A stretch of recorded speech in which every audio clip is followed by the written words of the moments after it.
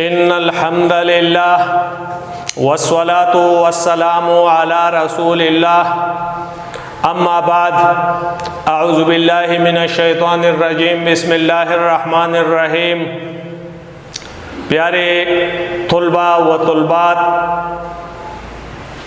میں آپ کے سامنے الازہر ایجوکیشنل انسٹیٹیوٹ پانڈ سے مخاطب ہوں۔ اسلامیات لازمی کلاس 8 9th ہے، لیکچر نمبر 7 ہے۔ آج ہم پڑھیں گے حصہ احادیث نبوی صلی اللہ علیہ وسلم، جو کہ کتاب صفحہ 27 پہ ہے، ملاحظہ کیجئے۔ سب سے پہلے ہمیں حدیث کے لفظی اور لغوی معنی جاننے چاہیے، اس کے بعد اس کی تفصیل آئے گی۔ حدیث عربی زبان کا لفظ ہے جس کے معنی بات، کلام، واقعہ، حادثہ وغیرہ کے ہے۔ یہ حدیث واحد لفظ ہے، مفرد لفظ ہے، جس کے جمع احادیث ہے۔ مترادف کی طور پہ عربی میں سنت بھی لفظ استعمال ہوتا ہے، جس کے جمع سنن کے ہیں، اور لفظی معنی ہے طریقہ۔ گویا کہ آپ کو معلوم ہوا کہ حدیث اور سنت مترادف الفاظ ہے، لغوی اور لفظی معنی الگ الگ ہے، اور ان دونوں کا اطلاق لفظی اور لغوی طور پہ ہر کسی پر ہوتا ہے، ہر کسی بات پہ ہوتا ہے، ہر کسی کے طریقہ پہ ہوتا ہے۔ لیکن اصطلاحی شریعت میں جب یہ دونوں الفاظ استعمال ہو جائے کبھی، یا ہم یوں کہہ سکتے ہیں کہ حدیث کی تعریف کیا ہے، حدیث کسے کہتے ہیں، یا سنت کے اصطلاحی تعریف کیا ہے، اور کن چیزوں پر ان کا اطلاق ہوتا ہے، تو تعریف یہ ہے اصطلاح میں، شریعت میں، عرف میں، یا تعریف کے لحاظ سے۔ سب سے پہلا تعریف جو محققین کی نزدیک ہے، جمہور علماء کی نزدیک ہے، اور جو راجح قول ہے، وہ یہ ہے کہ سنت ہو یا حدیث، حضور صلی اللہ علیہ وسلم کے قول، فعل اور تقریر کو حدیث کہتے ہیں۔ حضور صلی اللہ علیہ وسلم کے قول، فعل اور تقریر کو سنت کہتے ہیں۔ یہ راجح قول ہے۔ اگر ہم واحد کی جگہ جمع کے الفاظ بھی استعمال کریں تو ٹھیک ہو کہ حضور صلی اللہ علیہ وسلم کی جملہ اقوال، افعال اور تقاریر کو حدیث کہتے ہیں، یا حضور صلی اللہ علیہ وسلم کے اقوال، افعال اور تقاریر کو سنت کہتے ہیں۔ یہ جاننا ضروری ہے کہ قول آپ جانتے ہیں بات یا کلام کو کہتے ہیں، تو حضور صلی اللہ علیہ وسلم کی جملہ جو باتیں ہیں حدیث کے زمرے میں شامل ہیں۔ حضور، فعل کا معنی ہے کام، ورک، تو حضور صلی اللہ علیہ وسلم نے جو بھی کام کیے تو وہ فعل کہلاتا ہے۔ البتہ تقریر ذرا دشوار لفظ ہے، مشکل لفظ ہے حدیث کے اصطلاح میں۔ تقریر سے مراد وہ خطبہ نہیں ہے، جو تقریر نہیں ہے جو ہم کیا کرتے ہیں۔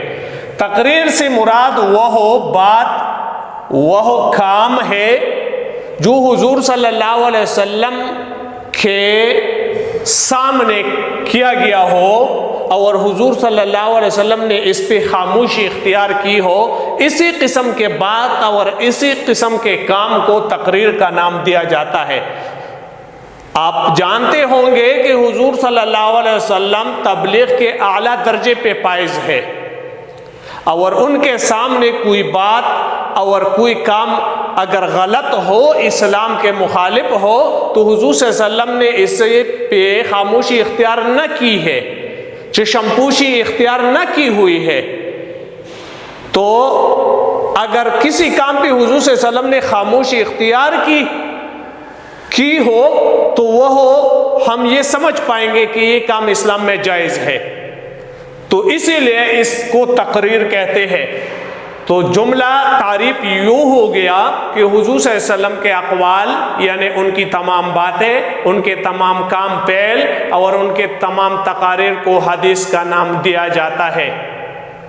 مختصر طور پہ آپ یہ جان چکے اس جملہ سے کہ حدیث کی 3 اقسام بن گئے کورس کے لحاظ سے۔ ویسے ہی تو حدیث کے بہت سے اقسام ہیں، خبر واحد ہے، مشہور ہے، متواتر ہے، حدیث قدسی ہے، اور بھی مختلف اقسام پائے جاتے ہیں، لیکن مختصراً طور پہ کورس کے مطابق یا حضور صلی اللہ علیہ وسلم کے درجہ بندی کے لحاظ سے حضور صلی اللہ علیہ وسلم کے قولی حدیث، حضور صلی اللہ علیہ وسلم کے فعلی حدیث، حضور صلی اللہ علیہ وسلم کے تقریری حدیث، یعنی 3 اقسام بن گئے کہ حدیث کے کتنے اقسام ہیں؟ 3۔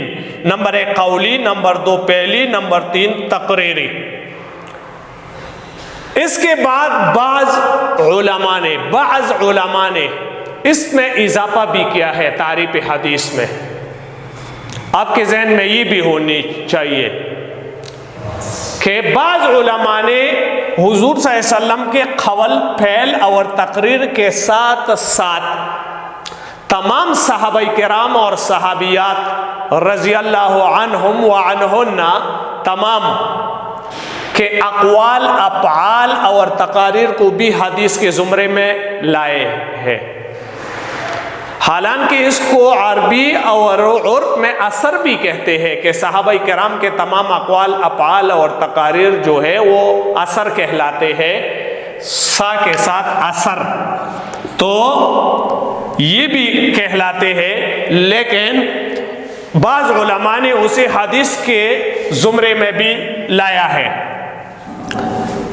بعض علماء کی نزدیک، محققین کی نزدیک اس میں اور بھی اضافہ کیا ہوا ہے، وہ ہے کہ حضور صلی اللہ علیہ وسلم کے اقوال، افعال اور تقاریر تمام صحابہ کرام کے اقوال، افعال اور تقاریر کے ساتھ ساتھ تمام تابعین کے اقوال، افعال اور حدیث اور تقاریر بھی حدیث کے زمرے میں شمار کیا کرتے ہیں، لیکن یہ راجح اقوال نہیں ہے۔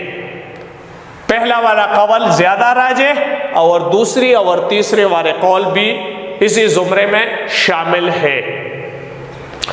اب ہم آتے ہیں حدیث نمبر 1 کی طرف، جو آپ کے کورس کا حصہ ہے۔ حدیث آپ کے کتاب صفحہ 27 پہ موجود ہے۔ میں اس کا ترجمہ اور تشریح نقل کیا کرتا ہوں۔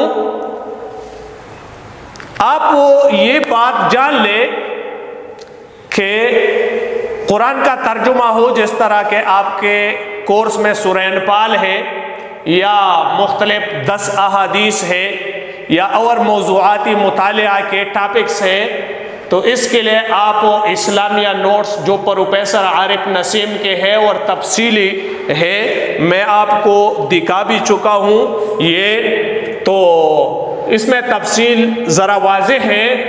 اسکول میں جو رائج، ہماری اسکول میں رائج جو نوٹس ہے یا کاپی میں لکھے ہوئے ہیں وہ بھی ٹھیک ہے اپنی جگہ، اور معتبر تفاسیر کا مطالعہ بھی ساتھ ضروری ہے۔ تو اس میں نے صرف ایک تفسیر تفہیم القرآن کے بارے میں بتا چکا ہوں کہ اس میں تفصیل موجود ہے، تو اس کا مطالعہ آپ کے لیے لازمی ہے۔ آپ اپنی کتاب کی طرف آئے، من حدی الحدیث حضور صلی اللہ علیہ وسلم کے احادیث نبوی صلی اللہ علیہ وسلم آپ کے سامنے ہیں۔ پہلا حدیث ہے افضل الاعمال لا الہ الا اللہ و افضل الدعاء الاستغفار۔ یہ حدیث طبرانی نے نقل کیا ہے، حدیث ان کے ایک مستند کتاب افضل الاعمال لا الہ الا اللہ و افضل الدعاء الاستغفار۔ سب سے زیادہ فضیلت والا عمل لا الہ الا اللہ ہے اور سب سے بہترین دعا استغفار ہے۔ استغفار کا لفظ غفر سے نکلا ہے، معنی ہے مغفرت طلب کرنا، اپنی گناہوں اپنے تقصیرات کی معافی مانگنا۔ اس کی تشریح ہے، آپ اپنی کتاب میں ملاحظہ کیجئے، اس حدیث کے دو اہم جز ہیں، دو جزوں پر یہ حدیث مشتمل ہے۔ ایک میں بہترین عمل کا ذکر ہے اور دوسری میں بہترین دعا کا۔ حضور صلی اللہ علیہ وسلم کے کہنے کے مطابق سب سے افضل عمل لا الہ الا اللہ کا کہنا، اس کی تصدیق کرنا اور اس پہ عمل کرنا ہے۔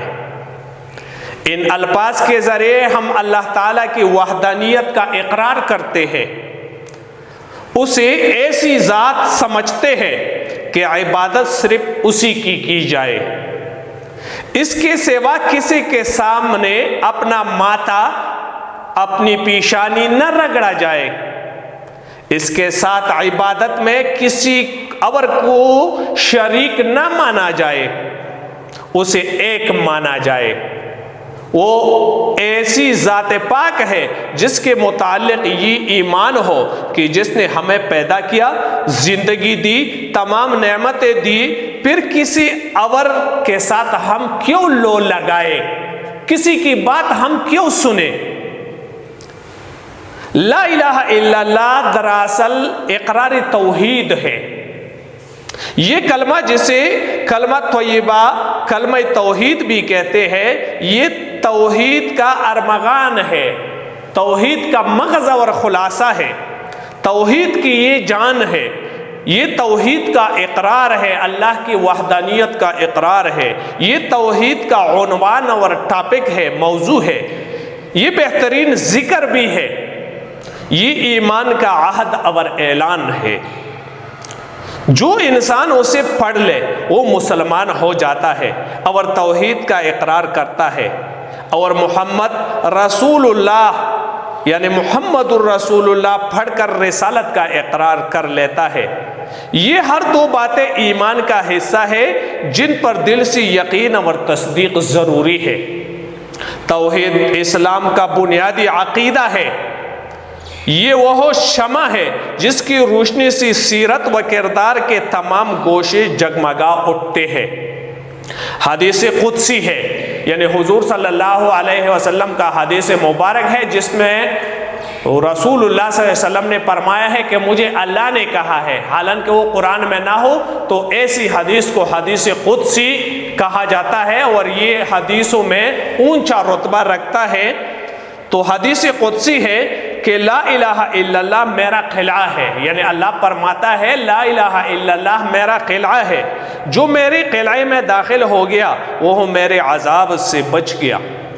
تمام کائنات دلیل توحید ہے، یہ تمام کائنات کو جو ہم دیکھتے ہیں، سنتے ہیں، محسوس کرتے ہیں، تو یہ تمام یہ دلالت اور اشارہ کیا کرتا ہے کہ اللہ واحد لا شریک ہے۔ لا الہ الا اللہ وہ عہد ہے جو تمام روحوں سے لیا گیا، ہر پیغمبر سے لیا گیا، تمام کائنات اس کلمہ کا مظہر اور دلیل ہے۔ ہر ذرہ، ہر پتہ، ہر جلوہ قدرت الہی اور وحدانیت الہی پر دلالت کیا کرتا ہے۔ وہی پوڑا بڑا ذرہ کے را تخکارے، وہی پوڑا بڑا ذرہ کے را تخکارے، پسیری او شلیدلی گریوانونو کی دوینم، بیا ہم نخکارے خو پہر سکے را تخکارے۔ کلمہ نفی و اثبات یہ وہ بہترین جامع اور خوبصورت کلمہ ہے کہ جس میں لا کے ذریعے تمام معبودوں کی نفی کی گئی، یعنی لا کی تلوار سے بت پرستی اور شرک کے ہر پودے اور ہر شکل کی جڑ کاٹ دی گئی، اور پھر اللہ کے اعلان سے صرف ایک معبود اللہ کا ایمان افروز نعرہ بلند کیا گیا۔ اس لیے اس کلمے کو نفی و اثبات کا کلمہ بھی کہتے ہیں۔ توحید صفاتی ہے، نور ہے اور خوشبو ہے۔ صرف اللہ کو معبود مان کر انسان توحید کی روشنیوں اور خوشبو سے چمک جاتا ہے، مہک جاتا ہے، شرک کی آلودگیوں سے پاک اور صاف ہو جاتا ہے، بہترین انسان بن جاتا ہے، باوقار، بہادر، متواضع انسان جس کا سر خدا کے علاوہ کسی اور کے سامنے نہیں جھکتا۔ اقرار توحید بہترین عمل ہے۔ قرآن اور توحید کا عقیدہ قرآن حکیم کا مرکزی موضوع ہے۔ جیسے کہ کہا گیا، تمہارا معبود حقیقی صرف ایک معبود ہے، اس کے سوا کوئی معبود نہیں، وہ رحمان و رحیم ہے، جو سورہ بقرہ میں ہے۔ بے شک میں اللہ ہی ہوں، کوئی معبود نہیں سوائے میرے، اور میری عبادت کرو، جس طرح کہ سورہ طٰہٰ میں ہے۔ اگر زمین و آسمان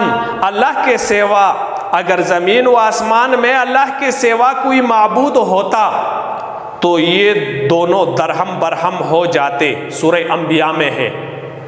وہ مشرق و مغرب کا رب ہے، اس کے سوا کوئی معبود نہیں، اس لیے ضروری ہے کہ تو اس کو وکیل بنائے، سورہ المزمل میں ہے۔ حدیث اور توحید۔ احادیث نبویہ صلی اللہ علیہ وسلم نے بھی اس کی اہمیت واضح کی ہے۔ جس نے کلمہ طیبہ کہا تو اللہ نے اس شخص پر دوزخ کی آگ حرام کر دی۔ لا الہ الا اللہ کی شہادت دینا جنت کی کنجی ہے۔ اللہ تعالیٰ نے موسیٰ علیہ السلام سے فرمایا، اے موسیٰ علیہ السلام، اگر ساتوں آسمان اور ساتوں زمین ایک پلڑے میں اور کلمہ لا الہ الا اللہ دوسرے پلڑے میں رکھے جائے تو کلمہ توحید باری ہوگا۔ استغفار، دوسرا جز استغفار۔ حدیث کے دوسرے حصے میں استغفار کی اہمیت بیان کی گئی ہے۔ استغفار سے مراد ہے مغفرت مانگنا، گناہوں اور تقصیرات کے معافی طلب کرنا۔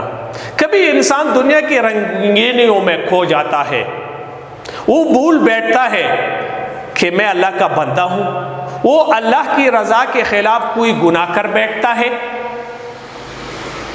تو انسان کے لیے ضروری ہے کہ جب اسے غلطی اور تقصیر کا احساس ہو جائے، اپنی کمی کا احساس ہو جائے، تو نادم ہو کر، یعنی شرمندہ ہو کر، پشیمان ہو کر اللہ تعالیٰ سے معافی مانگے۔ ہر وقت چلتے پھرتے، اٹھتے بیٹھتے، کھاتی پیتے، کام کرتے دل و جان سے لا الہ الا اللہ و استغفر اللہ کہے، یہ بہترین ذکر ہے۔ اور قرآن بتاتا ہے کہ اس سے دلوں کو بڑا اطمینان حاصل ہوتا ہے اور مخلص مومنین کی نشانی بھی ہے۔ استغفار بہترین دعا بھی ہے۔ انسان غلطی کا پتلا ہے، اس کی تخلیق ایسے انداز سے ہوئی ہے کہ اس کی جبلت یعنی تخلیق میں یہ بات شامل ہے کہ اسے غلطی جب ہو جاتی ہے، صرف انبیاء کرام ایسے معصوم اور جلیل ہستیاں ہیں کہ وہ گناہ کے آلودگی سے بچے رہتے ہیں، تمام گناہوں سے معصوم ہے، معصوم عن الخطا ہے۔